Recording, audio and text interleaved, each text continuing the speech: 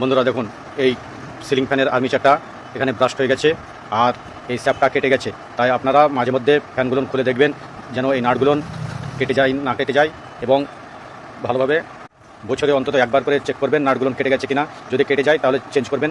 আর এই ফ্যানটার কিছুদিন চললেই নাট কেটে এবং স্যাপ কেটে পড়ে যেত।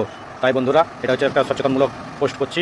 আপনারা সবসময় এই ফ্যানগুলো, সিলিং ফ্যানগুলো, নাটগুলো চেক করবেন। এবং দেখুন বন্ধুরা, এই নাটটা কত কেটে গেছে, আর কিছুদিন চললেই নাটটা কেটে পড়ে যেত। কারণ এই ফ্যানের বিয়ারিং এবং স্যাপটা ক্ষয় হয়ে গেছে, বিয়ারিংটা নষ্ট হয়ে গেছে, এবং স্যাপটা দেখতে পাচ্ছেন আপনারা নিচেকার স্যাপটা অনেক ক্ষয় হয়ে গেছে, এবং এটা ফ্যানের সঙ্গে আটকে যায়। যখনই আমরা ইলেকট্রিক দেবো, সুইচটা অন করবো, তখনই আটকে যাবে। এই কারণে আমাদের ফ্যানগুলো, এই নাটগুলো এবং স্যাপগুলো কেটে যাওয়ার সম্ভাবনা থাকে। তাই আপনারা একটু যদি ফ্যান খারাপ থাকে তাহলে আপনারা ফ্যানটা অবশ্যই রিপেয়ারিং করে নেবেন মিস্ত্রির কাছে। নিজে করতে যাবেন না, নিজে করতে গেলে সেটা আরও খারাপ হয়ে যাবে।